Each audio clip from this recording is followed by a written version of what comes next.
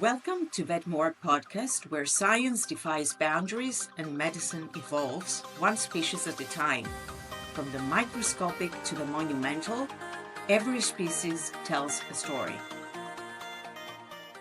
Welcome to VetMore Podcast, where medicine, science, and human stories come together. I am your host, Dr. Vassiliki Stathopoulou. I am a vet with a focus in gastroenterology, in interventional and diagnostic endoscopy. And today, I have the honor to host in this episode Dr. Theodoros Ntallaris, and I'm going to have to make the introduction. Theo is an amazing scientist, and he has a very, very exceptional life path, which he will share with us. So he's an associate professor in Ruminant Medicine at the Swedish University of Agricultural Sciences. He's a European specialist in ruminant reproduction and herd health and a diplomate of the European College of Animal Reproduction. He holds a PhD from the Swedish University of Agricultural Sciences, a master's in obstetrics and artificial insemination, and a veterinary degree, a bachelor's from the University of Belgrade. Dr. Ntallaris has over 15 years of academic and clinical experience. His research focuses on fertility in ruminants, reproductive biotechnology, and antimicrobial resistance, which will be one of our main topics today. He is involved in several national and EU-funded projects that explore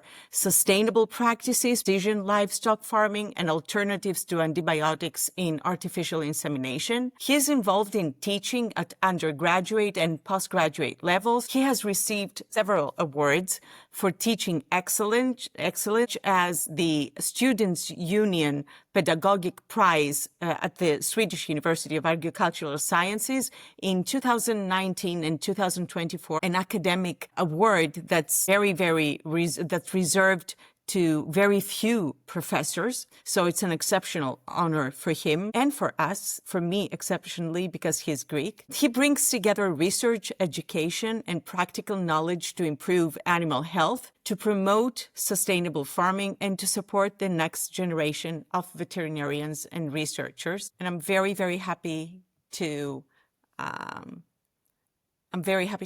welcome Theo. First of all, Vassiliki, please let me thank you for this opportunity. Thank you for the invitation. It really warms my heart, being here and be with you and have this lovely conversation and this open conversation. Yeah, I'm really, really happy and very proud, to be here. Now we're going to say each other that we are proud of each other, but I'm really proud of you. And I'm really proud of being Greek, of everything you have achieved. You made all Greeks proud. So from selling lottery tickets at the age of 12, My God, yes. to juggling 3 jobs to stay afloat, and now a world-renowned professor in animal reproduction. Theo, your story is one of unshakable grit, resilience, and purpose. And for me, it's almost like, you should think about it. For me, it's almost like a movie,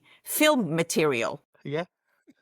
It seems to me that you never waited the opportunity to knock on the door. You just built the door. You built your own doors. So it makes me wonder, what does it take to rise from economic hardships to workplace injustice and geographic limitations that you had in your small island to become a global academic voice? How did this early experience shape you to who you are today? Yeah, I can say that it was not my aim. I never dreamt to be a professor. I just wanted to be a vet. I just wanted to do things that I enjoy. So being here today, it has to do that I had a clear aim. I knew what I wanted to do. I wanted to work with animals. I wanted to become a vet. And then you have your aim. And of course, in your path, you have a lot of voice, a lot of noise. And if you're able just to stay calm, digest, remove the noise, and just follow the target. And sometimes the target needs to be adjusted.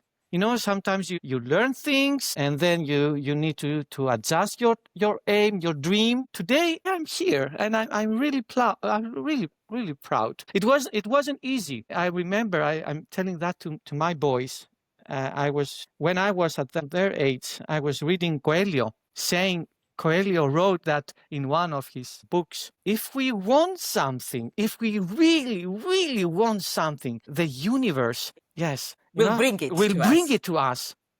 And I was like, come again, really? Let's see if we can do it.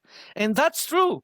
But with years, today, I think that Coelho was lying. He didn't say everything.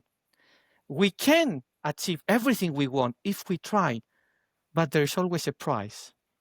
So in that last part was not in the book. I think that I will write it in my book. So what actually made you become a vet? You said that you always wanted to become a vet. Yeah. Was it from early stages? Did you have somebody in your environment to influence you towards that? Or was it just something innate? My parents were farmers. So my dad had a farm with cows, with dairy cows. Not easy to have dairy cows in a small island. The infrastructure, the diet, the food, the vet, it was difficult. And his dream was like, I will influence, because my parents, of course, had an influence on me, role models. And I thought like, okay, I can become the vet, and help the family, because we had difficulties at that time to find a vet. It was a matter of survival. You just set it as a goal because it was a matter of survival, I guess. Yeah, and I really like this farm life, working with animals, with cows, everyone. I really enjoy it. You could see that the animals can communicate with you. They appreciate what you do, and we can see even not only with production animals, we can also see it with dogs and cats. Animals that have a difficult temper,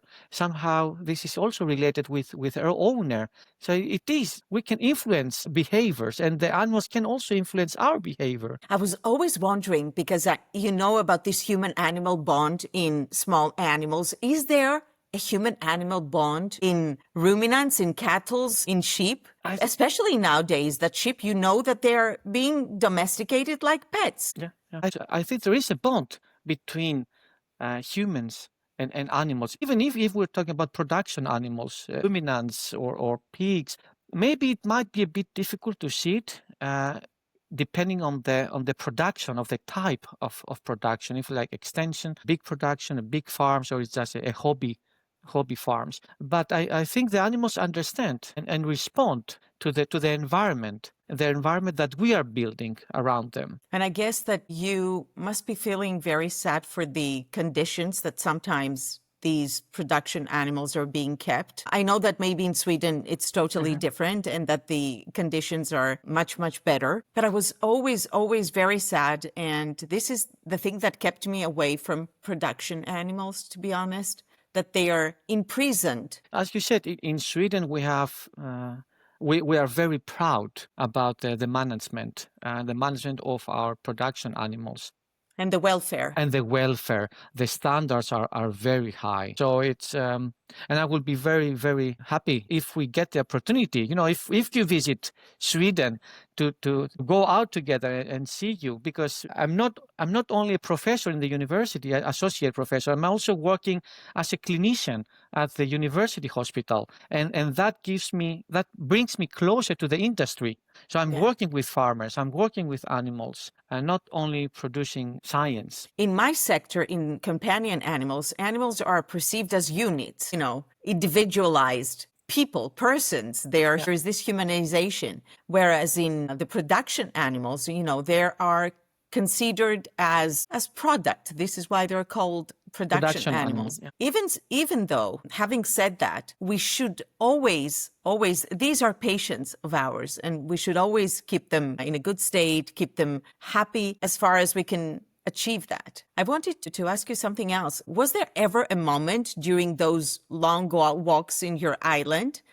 or later juggling in night shifts, because it was not, the lottery was not, it was the initial profession, but afterwards you had so many professions. You have to tell us about this story, that you questioned whether your dreams were even realistic about becoming, a vet or, this very early dream of working at some point at the university, because you always had that in your mind? Yeah, I was never afraid to work, and I'm still working. I started quite early, as you said, and I think the first years was like started around 8 years old. Continue different jobs, and then even when I was a student at the university, I was still working during summers just to pay the fees, the university fees. And I cannot say, sometimes it was difficult. Sometimes it was really difficult. Yet admirable. For me, it's very admirable. But, you just to be strong and try to see your aim,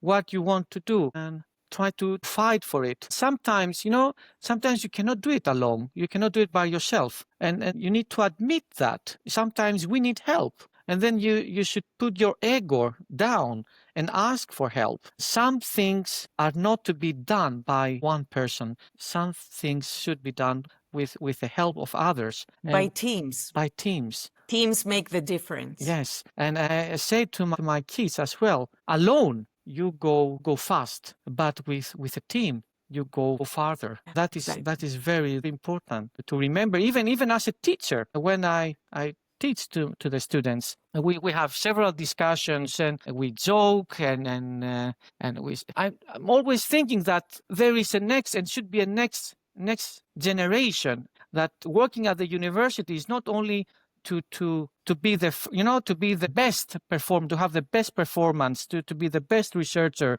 to have specialization, to be a diplomate, to have a PhD, to build on yourself, to be on like me. We should somehow also think about the next generation that it's coming. Yeah, teaching, I usually say that teaching isn't it about standing above, but walking beside, like learning together in the mess and magic of growth, like with the discussions with my students. That's amazing. Yeah, I think so too. So where did you study veterinary medicine? I studied in Belgrade, and that was in 1996.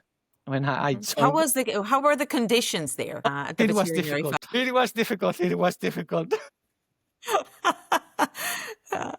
I think that for the companion animals, back then for the companion animal sector, it was very difficult. In Aristotle University in Thessaloniki, we had I'm very proud of my teachers. We had Dr. Koutinas and Dr. Rallis, who were pioneers, and they changed actually the face of the university. And I'm very thankful for those two people. But how were things in Belgrade? In Belgrade, it was quite, you had a clear hierarchy. You have the students, and then you have the assistants, and then you have the full professors. At that time, now, there are more than 20 years since I graduated. And then all communications, should go through the assistant professor, not directly to the professor. So there was this gap, this distance between students and the professors, and there was a very discrete hierarchy. Exactly. That you could not. It was like a wall that you could not. It was a clear, line between us. But you learned a lot of things there, and you stayed more than your bachelor's degree. Yeah, exactly. Once I came out from the university, it was 2003, and because Serbia is outside the European Union, I had to apply for the Greek license, and that was another milestone. Greece is not so friendly for other Greeks. For the equivalence, huh? For the equivalence. So I waited 3 years to get the decision that I'm allowed to. When you first told me that story and that you did not react, you did not go, to look what's going on, and that you calmly accepted what they were telling you, that... Yeah, I think it took 3 years just to give you, not just to allow you to give exams. That's unthinkable. For me, it's unthinkable. It was at a big influence because I couldn't work. So I took the decision, okay, I want to stay in the profession. So I joined a specialization So I did a specialization, and it took me 3 years, and that was the best decision, because then I passed this clear line to being a student. I was in another level. I was accepted by the professors, and I was very lucky because I had a very good mentor during my specialization. He was an incredible person. He learned me everything I know. Yet you gave the equivalency in Greece. Yes, And you told me the reason, not Yeah. to let anyone, please go ahead. And that's amazing. I mean, I did. your I way don't of want thinking to. is I don't want to leave, questions or to be questioned. anyone to question you. Yeah, I don't want. Yes. So I did. I gave the exams, and then I also did I went to the army. I did my military service for 1.5 years, and then once I did everything that I should and was asked for, and I felt free, and then I left the country. And then you left I left. for Sweden. Yeah, I couldn't see.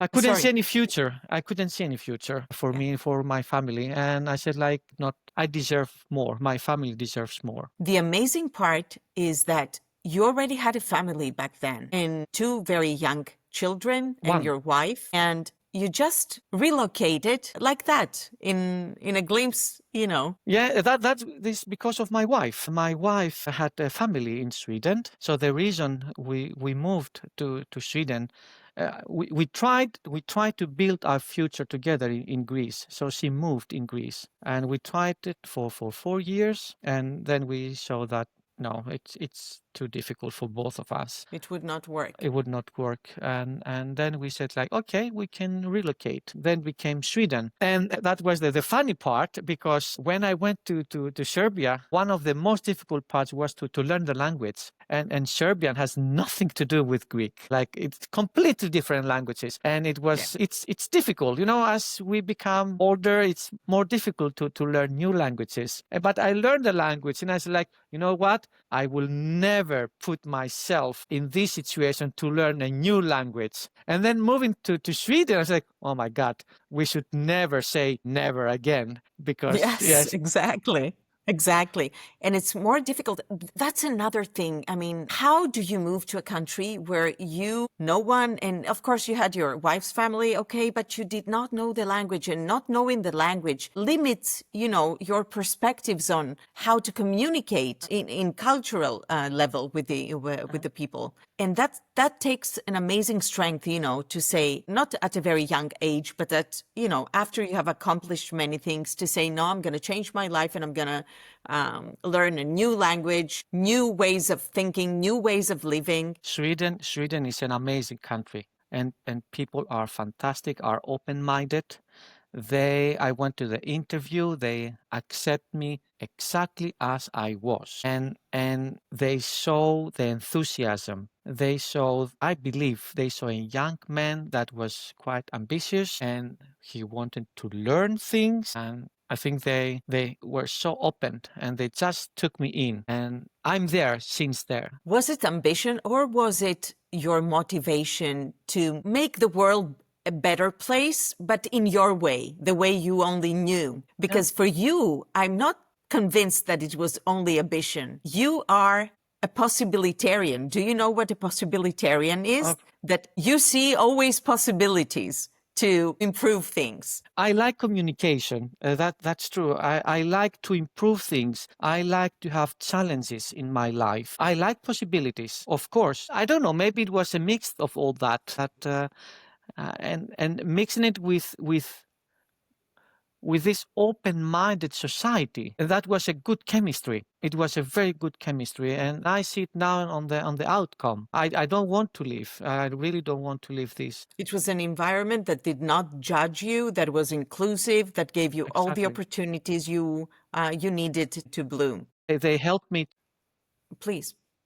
To learn the language. They are universities organizing courses, Swedish courses. They helped me to develop in my profession. They invest on me, with open, And with patience. and with patience. For you, they were waiting your pace in order to develop. Working from such a young age, how did you balance childhood with responsibility? Did you feel that you were missing out, or was there a pride in being needed by others and also contributing to your family as well? Yeah, that's a good question. As I said, there's always a price in what we're doing. So some things were missing, like having focus to work after school, to contribute to the family, having a farm, helping the parents with everyday things. It has its price. It's pros and cons. And if you encounter difficulties like lessons learned, then, everything becomes more easy, I think. It's the perspective that you're looking at things. So looking back now, what do you think Rhodes gave you that Sweden or any other place that you were could never do? Rhodes helped me to be open-minded because Rhodes is a very touristic island. You have tourists visiting, like millions of tourists visiting the island every year. And I was working in restaurants. I was working with in jobs where you have everyday communication with people, learning languages, learning, to not be afraid to talk with strangers. So that I think that was something that Rhodes gave me.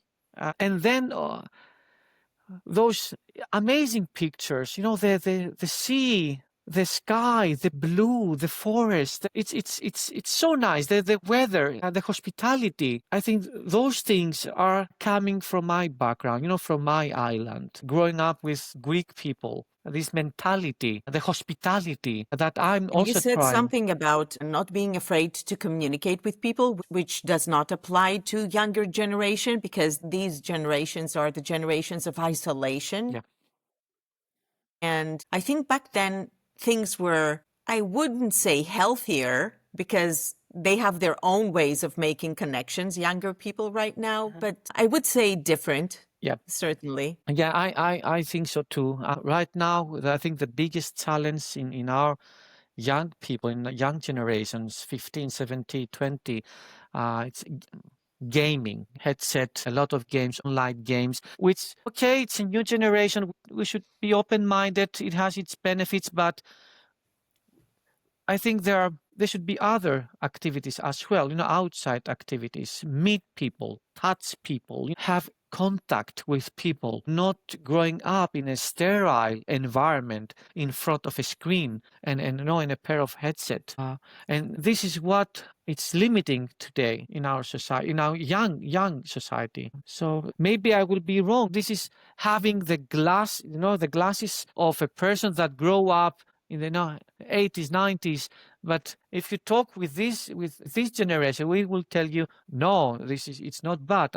I'm meeting people. I'm discussing with people. I'm yes, benefiting. But they're meeting people in a different way through gaming, through streaming, through social media. They have their own totally different way of meeting people. Yeah. I'm just not sure if this is, the touching part, if this is met, because there's always, the danger that you do not really know who you're meeting on the other side of a social media account as well. I want to take you to the teaching and to your students. You've been honored with the Student Union Pedagogic Prize, not once, twice. Yes. In 2019 and 2024. So what do you think your students see in you that moves them to nominate you for such an award? I love teaching. I love teaching. I think I identified myself not only I'm honored to get those 2 pedagogical prizes from the student union, but I'm also I was elected as the honorary member in 2019 of the school union. So there are like 3 prizes and big prizes. I'm very, very proud. And I think it has to do with the way I teach. How is it? Is it in an interactive mode? Is it you take them out in the field and you're talking to them as equals, as colleagues? How is it? How is your way? Yeah. How I could describe it? When I'm because I'm doing both. I have lectures in the room, and then I'm also working as a clinician. Like I have a group of students, and then we go outside and we're working on the field. And when like hands-on teaching and practical sessions, and when you're working with practical sessions, your biggest fear as a student is like that you will fail, you will do it wrong, it will not work, and that keeps you back. You don't want to get exposed, you don't want to be to be called the weak person in the group. So I do the first step, and I'm usually telling them fail. We should interpret fail as our first attempt in learning. It's not a mistake. We should fail if we want to learn. And the people that are afraid to fail, they are not learning. So if they don't want to learn, they should stay home. Then they will never fail. And it's our, how to say it, it's our, what makes us good teacher is not our perfection, but it's our imperfection. It brings us closer to our students, or I feel that I'm coming closer to my students, and helps bridge the distance between us. So you know that older generations used to keep the knowledge for themselves most of the times. Unfortunately, not all of them, because they were amazing. There has been amazing teacher in previous eras as well. But this is, I think, the ideal, to open up and share whatever you know. Yeah, we should be, as I said, like we're becoming vets, and we do master, and we do specialization, and we became diplomats, and we became, we do a PhD, and we coming into the academia, and we are on the top of the world, and we have built a very nice armor, with a sword. Now I know everything. And it's true, like you are a diplomat, you are a PhD, you have a lot. Don't question it, but the cracks in our armor left our light to shine through. So I'm not afraid to show my cracks in my armor, because that light is what guides our students. You understand how I'm thinking? Yes, Theo. I and remember. I was never afraid of asking even younger people, because I do not have all the knowledge. And this is maybe sometimes a matter of insecurity, that I am the teacher, and if they ask me, I should know everything. And you shouldn't, actually. You shouldn't. I mean, you can tell your students, go look it up and come and tell me as well at some point. Absolutely.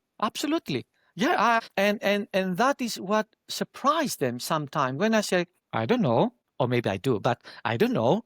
Yes. But tell me, let's discuss, bring new ideas, because there are always new ideas. I don't know everything. So, or the things I know, I learn them that way. I'm sure there are other ways to do it. For me now, it's very difficult, to see the other ideas, the other ways.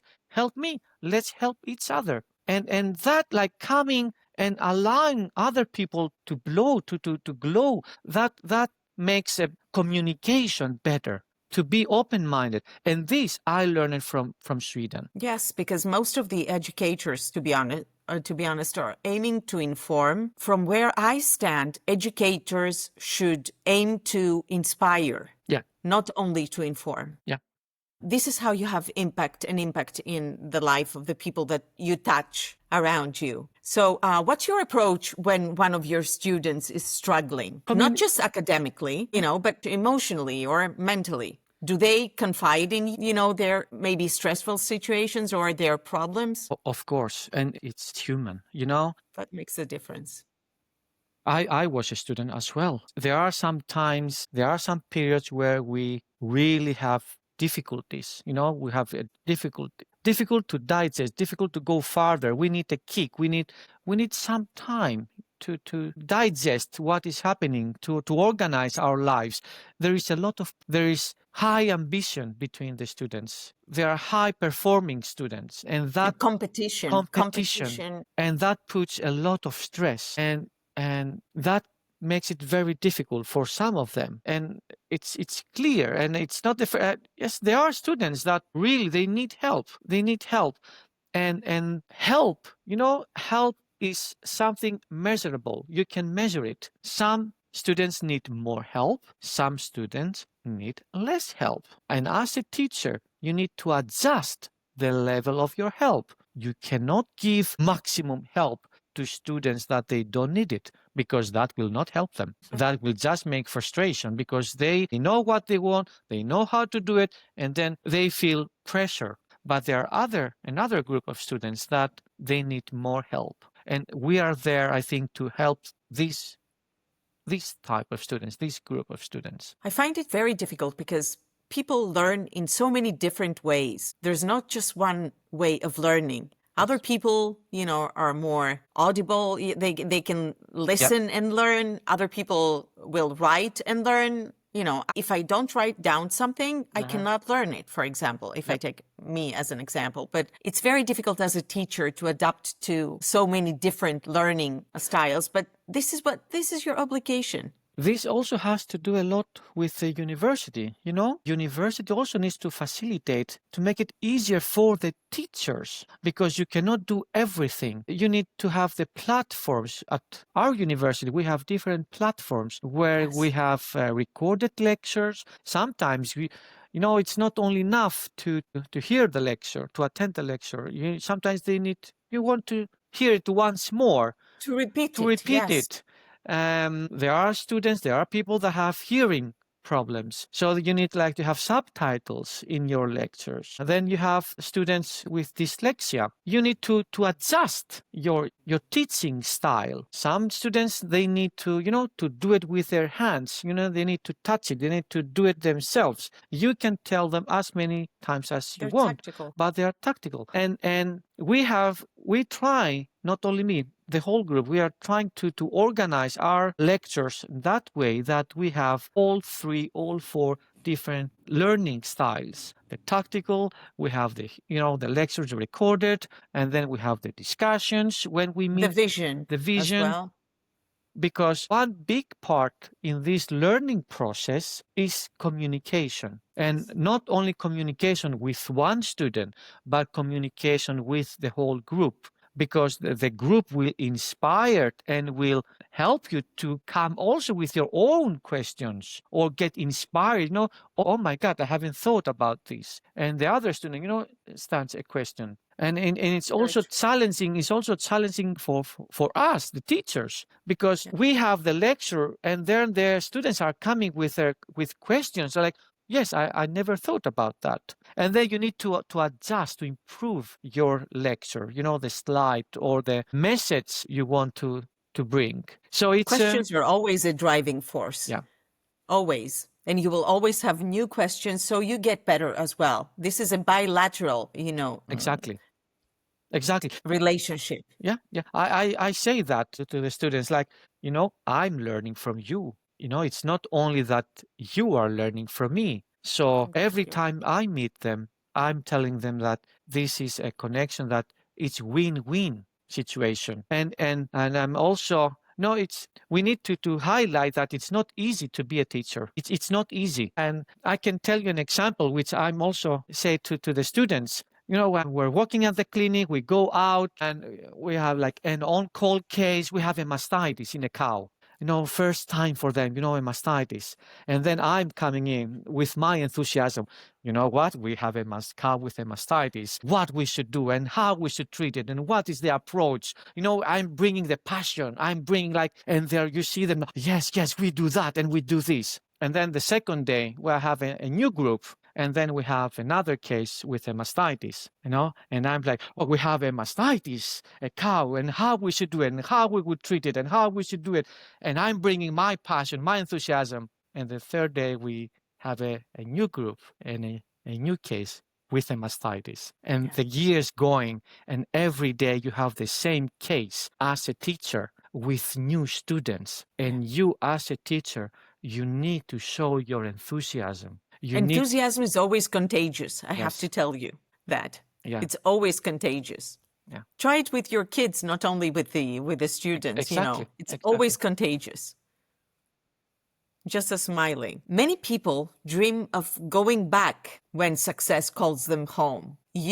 I know you've told me that you had a very prestigious offer to return to Greece, yet you decided to stay in Sweden out of what, is called the code of honor, because this country embraced you, this country accepted you, this country and the environment, the university environment gave you all the opportunities to grow, for growth. So what did this decision cost you, and what did it give you as well? Yes, it will be, I felt that home is where I am now. This is my home. I love Greece. I'm so proud I'm Greek. I said to my kids as well, you should be proud of your origin. We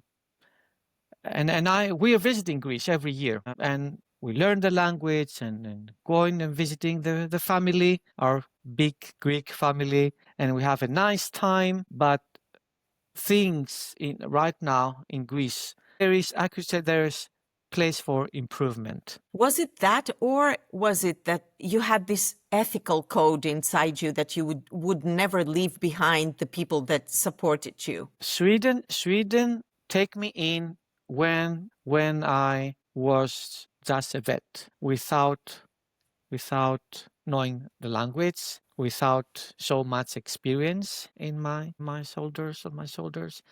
And they invest on me. I got this European specialization, became a diplomate, and I got all the help I needed from my university. I got the opportunity to teach from a very early stage, and now it will feel unethical, to leave them and go back. Yeah. I think that you stay, it's a matter of loyalty to your people. This Yes. is what I think. And it's an amazing trait for a person to be loyal and not to chase after recognition, but after actually being grateful for whatever people have given you in that country in times where nobody else did. Yeah. I know that you're a professor, a researcher, a mentor, but you're also a father of two. How do you balance the fatherhood and life in academia? It's very hard for all of us who are parents, I think. It's okay. We have our... You're laughing now. You don't have an answer about that. It's not easy. It's not easy. And then my oldest, he's 17, puberty. And then I have an 11 years old. He's still our baby. And I think both of them, I think they got contagious with my research questions and the discussions we have. So both of them, they want to become researchers. I'm like, oh my God, are you sure? Do you really want to become a researcher? So you were a huge impact. You had a huge impact on them. I think so. Even though they don't acknowledge it, they said no, we. Of course, it's the age now. Acknowledgement will come in the next decade of their lives, in the next 10 years. Yeah. So we and then I think I had an influence on them, and I took them at my lab, and we worked with bacteriology, and we visited the farms. And I think their parents, as my parents, had an influence on me. I think my wife and me, have an influence on them. And even if it's acknowledged from their side or not, I think we can see it. We can see it. All parents have. Have your children influenced the way you teach and the way you relate to your students? Has it made you fatherhood more empathetic to your classroom? I think yes. There is a relationship between every time we teach or help my kids and we teach, we learn together. We study biology or mathematics or whatever. I think it's a win-win situation. I'm learning from them, and they're learning from me. And every time we sit together and we have discussions, it's a win-win situation. And I remember my son told me a few days ago, they're studying philosophy in high school now, and the teacher started to present different ways how they should study and different strategies. And he said, Dad, now I understand your approach, because this is exactly how you are working with us. I'm like, thank you. Thank God. Thank you. It should have been sent from someone else to be acknowledged. And your wife has been a rock, because we all know what a residency means Yes. and how strenuous and how copious it is as a procedure. How did you manage to have a balance there as well? My wife is the reason that we are here, and my wife is the reason, was the rock behind me to push all the time. Go, don't be afraid. I will take care of the household, and It's she's such a working. gift to have a supportive environment Yes, in your family. you cannot succeed by yourself at that level. As I said in the very beginning of the interview, alone you get faster, but together you are going farther. Yes, and you're doing so many more things. So it's I want to take you to, for me, a very important topic. I've read your articles on antibiotic in semen extenders. Okay, and your recent review sheds lights on an issue that has gone unquestioned for decades: the routine inclusion of antibiotics in semen extenders. Okay, exactly. And you were talking in your article about a paradox, and I love that. The paradox that the government legislation stipulates which antibiotics should be added in the semen, whereas for artificial insemination, where everyone else in academia, in veterinary professionals are being, urged not to use the antibiotics and to reduce and have a rational usage of antibiotics. So what initially drew your attention to this overlooked practice? It's research and being interested. I want to do an impact. I want to have an impact in my research, to do not just research for research, just to have a nice impact in health society. And that came up like, oh my God, we are like working with reproduction, and reproduction is my topic. We're adding antibiotics as like a prophylactic measures, and then we're doing that for years. Not only in human, not only in veterinary medicine, but also in human medicine. And what we're doing now is like we try to see if that has an impact on antimicrobial resistance. It's difficult. It's not so easy.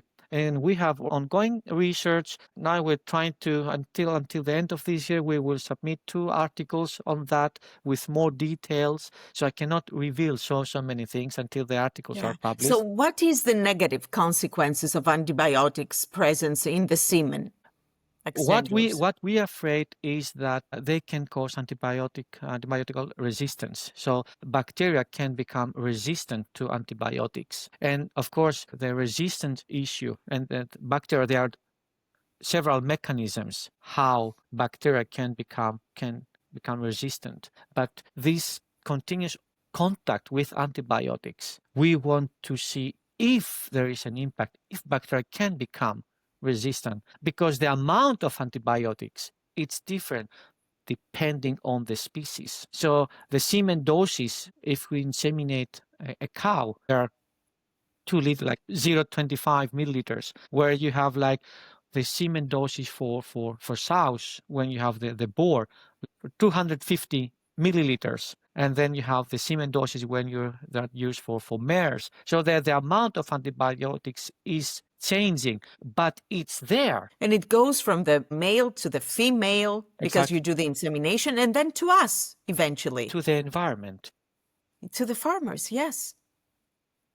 Did you have any cases that people that were in environments with high antibiotic usage, farmers, I mean, they had problems later on in their own, they were resistant to antibiotics later on? We haven't tested these hypotheses, because right now we're focusing in other topics, that's to check if this scenario is valid for these low concentrations. Is it the antibiotic present in the semen extender that makes the bacteria resistant? Is it the environment? Because we found bacteria that are resistant, but now we try to find the source why they become resistant, and that takes time. Research takes time. It's a common knowledge that you have exchange of bacteria. If you're living in the same environment. The thing is, how do organisms respond to this exposure. And if you are immunocompromised for any other reason, then you're done. That's it. Yes, exactly.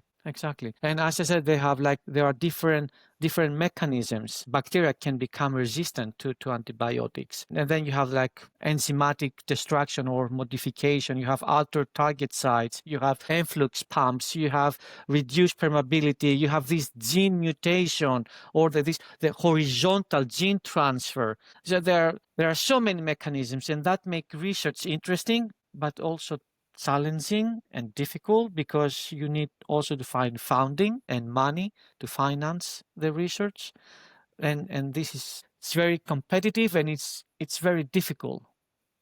Yeah.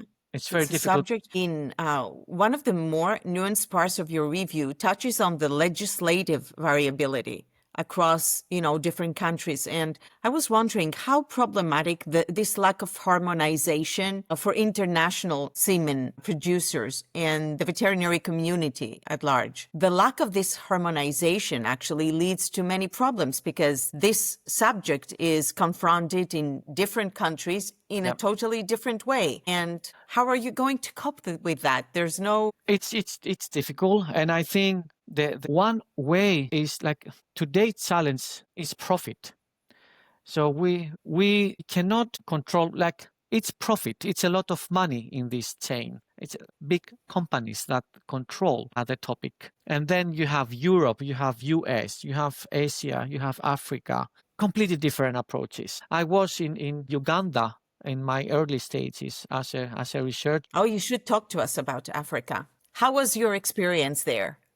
It was my best years. It was so nice. Not only the environment, not only the weather, not only the hospitality of the people, but also the mentality. You never felt in danger there. You never felt that you had to protect yourself from... Africa is huge. It's a continent. It's huge. There are a lot of countries, and there are huge differences between countries. I was in Uganda, and then I also spent some time in Ethiopia. I never felt danger while I was in Uganda. I never felt danger. I was feeling Are safe. the pictures that we are seeing in documentaries about people starving and not having the means to live, not having clear water? For me, that's the most, important thing. Yeah, we're taking... Is it actually like that? And what did you do there? Yeah, in Europe, we're taking things for granted. We're coming in the house, we're coming from work, we're coming, and then we turn on the light, and we expect to have light. We expect to have internet. We expect to have a shower with clean water, warm water. Sanitization. Yes, healthy environment. Healthy, yeah. And this is not the case there.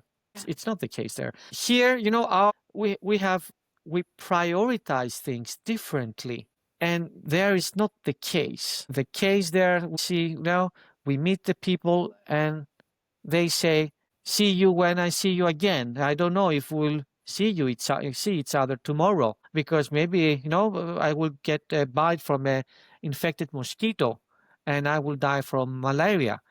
Theo, I could never understand why Africa, because Africa is such a wealthy continent. Yes. Why is it so, I will not say why it has stayed behind. I will say that why was it, maybe manipulated by other continents as well, and never given the chance to have their own wealth and exploit their own wealth. For me, this is something that I could never understand. I think it's different. The answer is different depending on which country we're talking. Yes. If we take as an example Ethiopia, and that is a personal opinion, Ethiopia, it's very difficult to introduce new research, new technology, because the government itself, the country itself, will not allow it. They have a very strong control about what kind of technology is coming in the country. And then you have other countries, Zimbabwe, or Uganda, who are more open for new things. And then you have other countries on the other side, Nigeria, which is one of the richest country, but the politics, colonization Unfortunately. have a big impact. Yes. Unfortunately, they have a big impact in science as well, unfortunately. Yes. So did you take, how was the experience? Would you exchange this experience? Yeah, it was, what can I tell you, an amazing experience. I'm so happy that I did that. I think it's very unique and it's a totally different environment. Yeah, it's a totally different environment. Remember, that time I was in Greece, and then I applied for a job in Sweden, and then I came for interview. I didn't get the job in Sweden from the interview, but I was given an opportunity to work as a research assistant and be located in Africa. Yeah, and it's also the fact that you see different diseases that you might never encounter in other environments. Yes, yeah. And get experience out of that. It's a great school as well. It's a great school. Still have contact with the university in Kampala. They are so friendly people, like so warm people. Yes.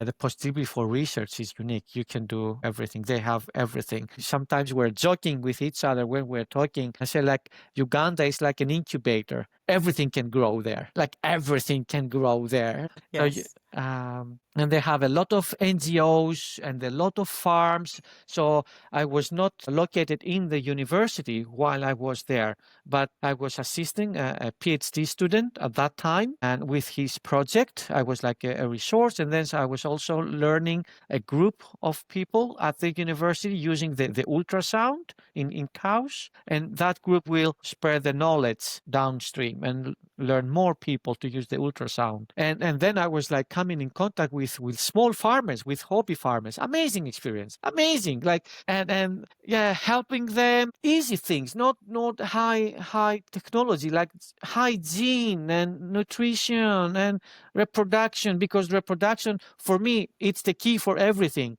Yes, definitely. Don't have production without reproduction, especially when we talk about production animals. And farming life for them is like integrated in their everyday life. Yes. Every family has even one animal or two, a very small farm. And for some, because in Uganda, I think if I still remember correctly, they talk about 32 languages. Yeah, they're multi-language. Multi-language, yes. And English is the language that unites. Multilinguistic, yeah. You mean dialects or different languages? Languages?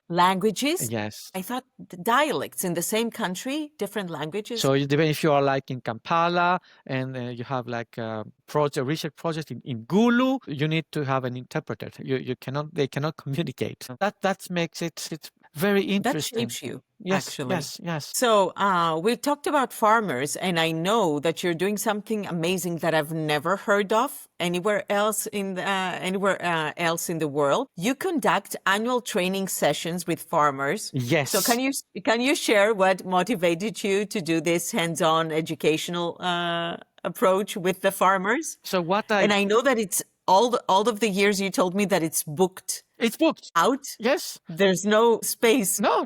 On the 7th of May, we have this year course, and we have 12 farmers attending. And last year, I think we had like 20, and we did it twice the last year because it was like people wanted to attend the course. I'm like, but we cannot place so many people. Okay, we can do it twice. Like we can give the course 2 times. So what are the key themes of the practical skills that you're focusing on their training? Okay, so yes, there are basic things. So the day starts with a theory, like reproduction of theory and pregnancy. And then we are just going through the biology.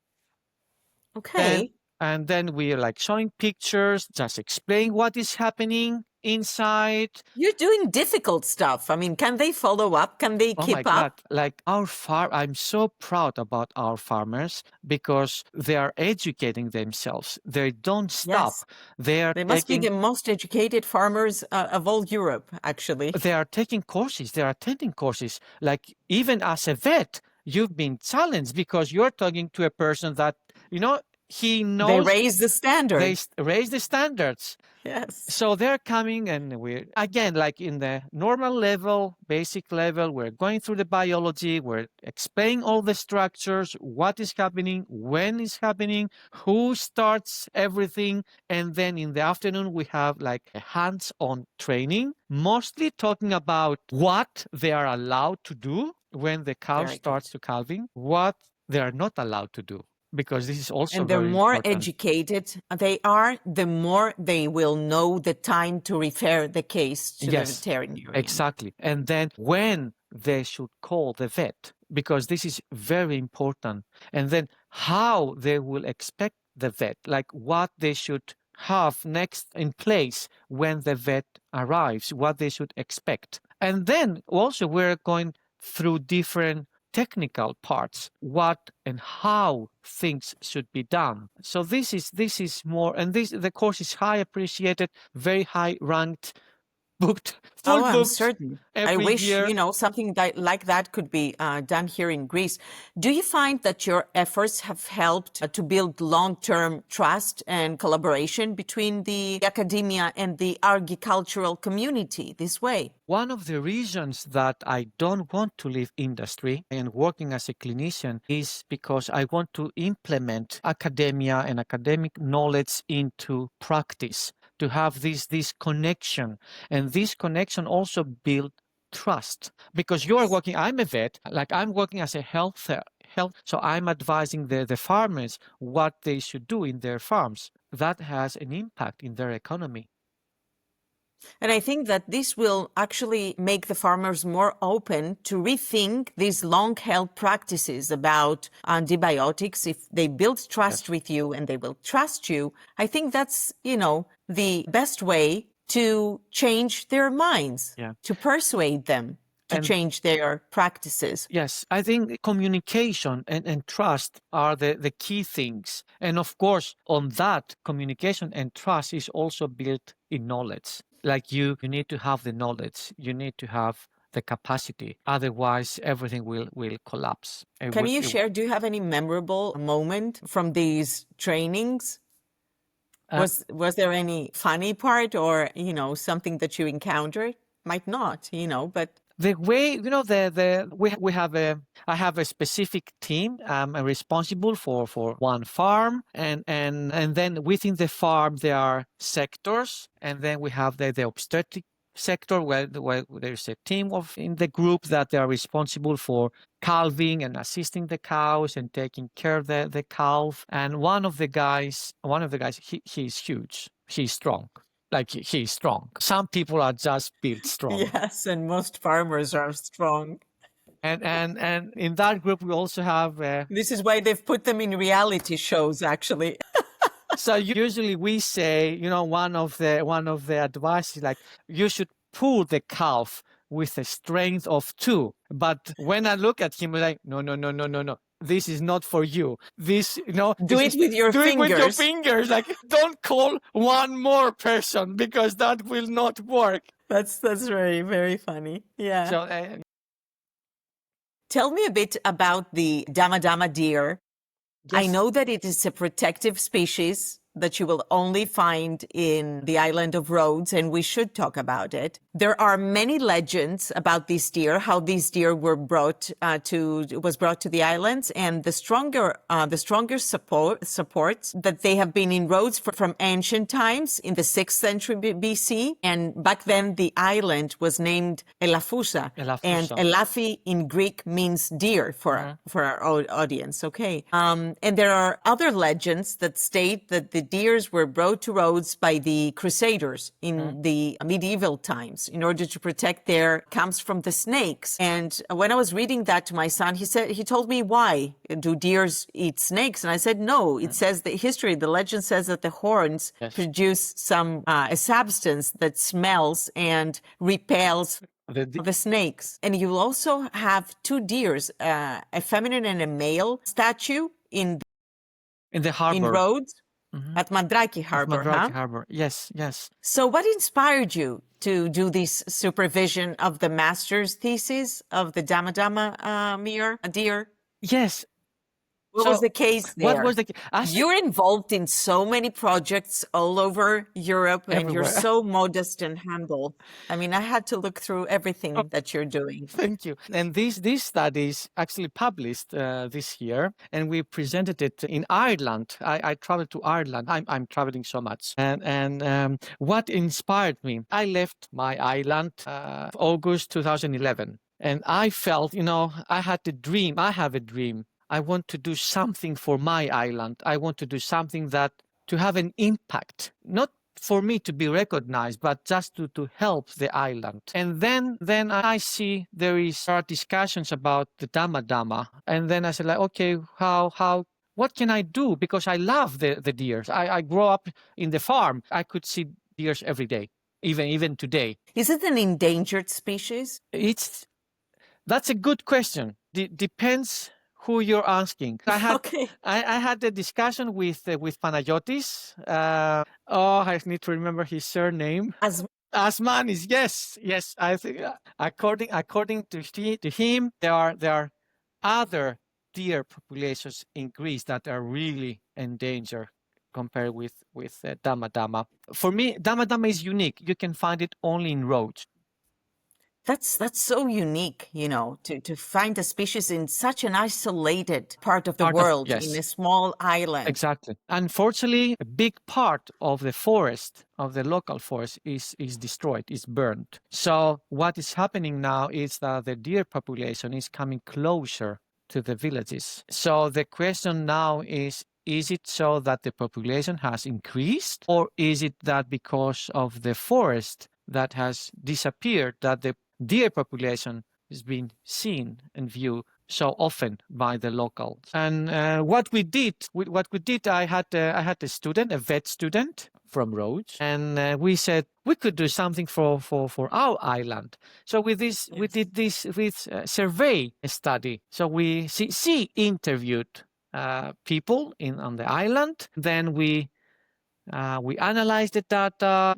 One thing brought the other. And do you see a role for the local communities or ecotourism in supporting the conservation of the deer? I think. And has your academic work helped to raise some awareness? To be honest, before meeting you, even though I am a vet, I never knew about the Rhodes deer. I have never heard, not even at the university. And I don't think that many people know about that. I think that is also one of the conclusions from the study. This gap in knowledge, like we have something on the island that is unique, and that needs to be protected somehow. Someone needs to protect it. There are ways how to do it, but it needs to be done. How? Yes, it needs a group of experts. It needs people with enthusiasm, with knowledge to sit down and communicate and find solutions. And I'm also amazed with the balance of the ecosystem. They did not have an overpopulation there. Pressure on the ecosystem, though, because it's very closed. It's a very, let's say,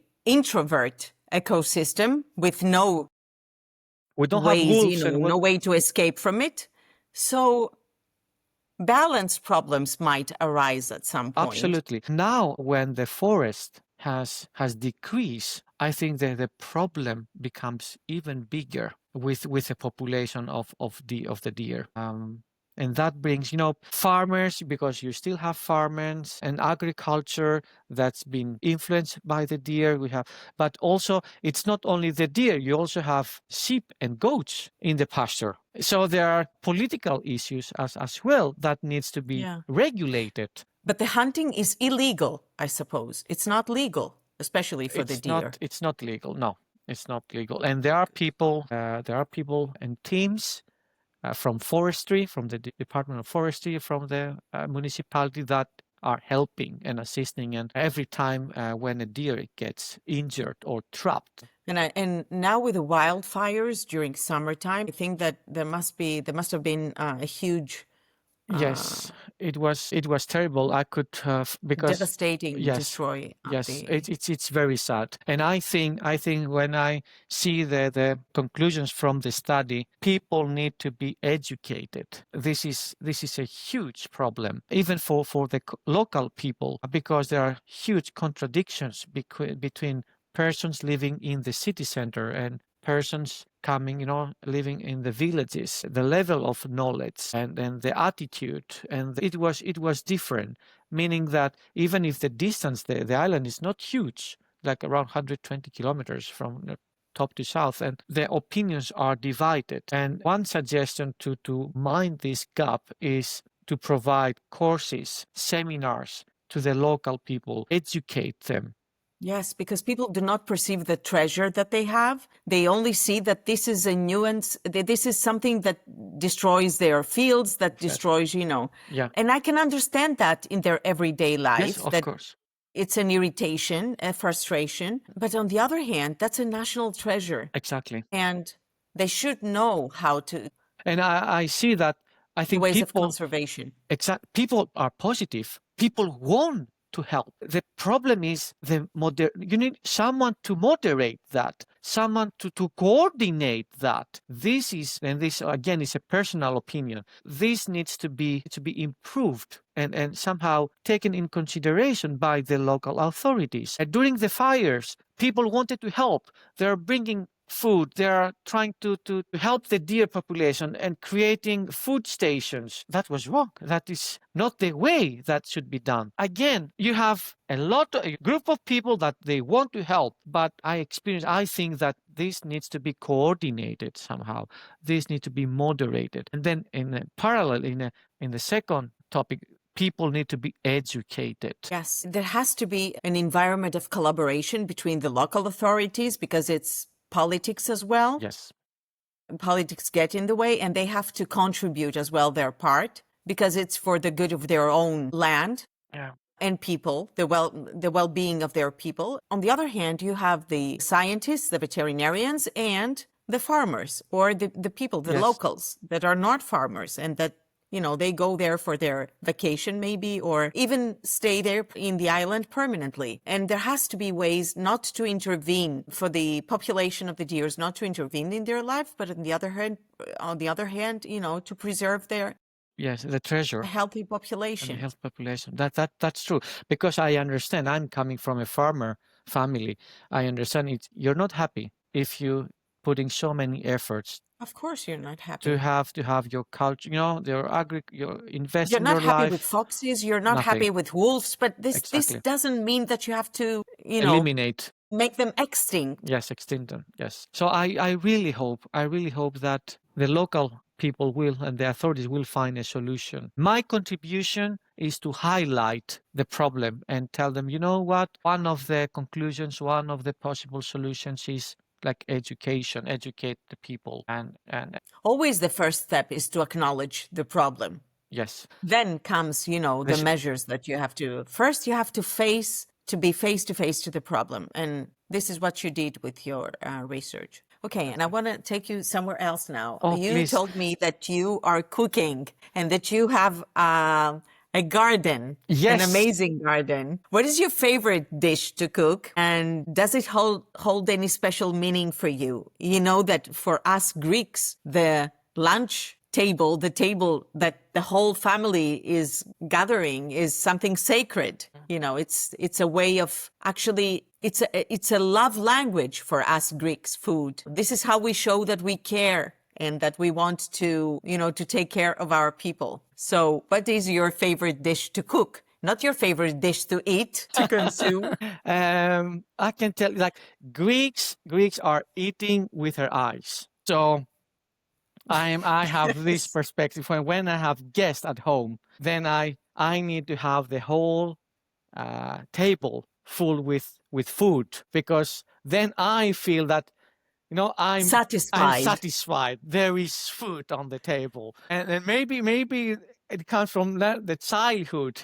Yeah, family with farmers.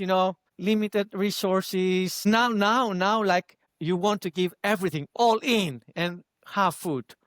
I started with gardening, and music, and gardening varies between years. So last year I had put all in with zucchini. So it was the zucchini year, and it was everything. I did all recipes that you can imagine All with zucchini zucchini. recipes, All sweet recipes, salty recipes. I had zucchini sweets. Yeah, I have this small sweet, and then I have stuffed zucchini. I have pasta zucchini. I have because I had so many plants. My biggest zucchini was like 45 centimeters, like a huge zucchini. That was a big one. A big one. And I had also tomato plants. And today, before the interview, I was so stressed because I had to replant my cucumbers because this year is the cucumber year. That's amazing, Theo. Is it a form of distress, of relaxation for you, of meditation? It's something that,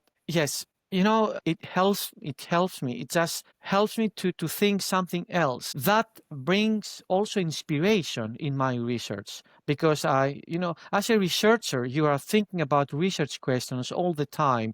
You are thinking how to apply for research money, which is extremely, extremely stressful. And I have so much appreciation and acknowledgement for people that do succeed to do research and get research money. And having those hobbies, for me, it's a way to relax, to do something that I enjoy. To be creative and take care of your people as well. Yeah, to be creative and proud.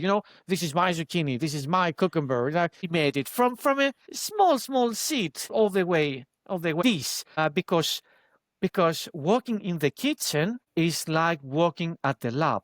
So if you are a good researcher at the lab, if you know how to do your PCR and your ELISA, then you can make a good food as well because you respect all you respect the recipe. You're following the steps, step by step. You're doing that as a distress mode. And I will never forget, I think that Yanis Savas, the professor of anesthesiology at the university, has told me that.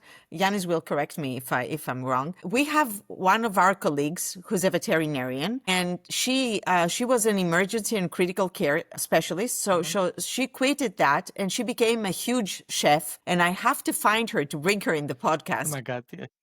But she regretted that because it was much more strenuous and stressful being a chef than being an emergency and care specialist, and that's an amazing story out there. I will have to find her and bring her to the podcast. But yes, there are ways that we need escapes from our clinical work and helps, our research work. It helps the mental health. It's just we ventilate, we do something else to things. It clears or for me, it helped me clear my thoughts and then recharge my batteries. Being in the garden, focusing, how we should do an irrigation, like how we put the water and then I put special lamps with ultraviolet color to promote growth of the small seeds. And now it's another research work. And recently I had a workshop with a soil microbiologist in one of my projects. And I found so many similarities with what I'm doing in animals, working with the microbiome. I'm like, oh my God, we should talk. There are so many common things, with other perspectives, another classes, common grounds. It all comes down that we are small parts of the same chain, all of us, humans, animals, plants, everyone. Yes. And that's the one health concept which I find amazing. We should respect each other. That is the key. Here we are visitors and we are interacting with each other. We are interacting with the environment. We're interacting with the animal population, and they are interacting with us. If they disappear, we are going to disappear. If we continue with the overuse of antibiotics, we will disappear. We need to acknowledge this. We need to understand this. Problem, how I understand it, it's the profit. Always. It's the profit. We had a discussion with my kids some weeks ago, and we are discussing about the old Greeks and the philosophy. You have the Socrates, and you have we're going out to the market, and they were having talks and educating people and discussion. And that was the way they were living, to educate people and to have discussions. We were talking about the obstetric method, of Socrates, how he was bringing out the knowledge from people. But today, it has changed completely. Our focus is profit. Our focus is just to earn and build more and But more we and have more. to understand that there will be no planet in order to get profit out of it if we keep on doing that. And I think that many people of our generation, Theo, and of the next generations are very, very aware of that, more aware than the older generations. Yeah. They're more empathetic towards nature, towards animals. I see the children, my children, how they react, in cases of nature, when nature calls them to for help in wildfires, in everything. Yeah. And it's for me, for you, like us as researchers, our role is to acknowledge and to highlight and provide possible solutions. And then it's up to others. As we said previously, we should work as a team. We cannot do everything by ourselves. It will not work. But if we do our part and provide possible solutions and provide the challenges, provide the problem, acknowledge the problem, hopefully we can contribute to a better future, hopefully. To a better future. If you have to define the meaning of life in one sentence today, after all your experiences in academia, in family, in service, what would that sentence be? I should say that people should follow their dreams, listen to their hearts, do what they like, and then everything else will align. Everything else will align. And of course, invest on themselves, on their health, physical health and mental health. Because people, if you ask today, people, do you have problems? They can, everyone will tell you hundreds of problems. But at the end of the day, when we lose our health, we lose the problems and we have only one problem. Yes, definitely. Health is treasure. What legacy do you hope to leave behind for your students, for your children, and for your community? That's a good question. I think I'm still building on that. Of course, and I'm talking about later on in life. You haven't thought about it, so you're still in a creative mode. I'm still feeling creative. I'm still thinking that I'm still contributing. I'm still making things. But one of the things that I also try to teach to the students is that we should have a positive attitude and we should be open-minded, to be kind to each other. Things that we are... I think this is the word, Theo, kindness. Being kind to each other. And that's the key to every door you want to open. If I deprived you, that's going to be my last question. And I love this question because I've made it to many of my guests. If I deprived you from every title that you have, okay, from your master's, PhD, professor, father, of all your titles, who is Theo in the core? In the core, Theo is a family person that loves education, loves to work with his garden and playing with his saxophone. And yes, I think, this is Theo. Loves to share. And Theo, loves to share. It was a huge, huge honor to have had you today in this conversation, which will enlighten many people. Thank you all for joining VetMore. Stay curious and have one conversation, one discovery, one species at a time. Thank you. Thank you, Vassiliki. Thank you so much for the invitation. Thank you for all this good work that you are doing and bringing new people in the panel and sharing all the knowledge and the positive attitude and all the good stuff and all the good things that they can. Thank you. Thank you very much for being with us.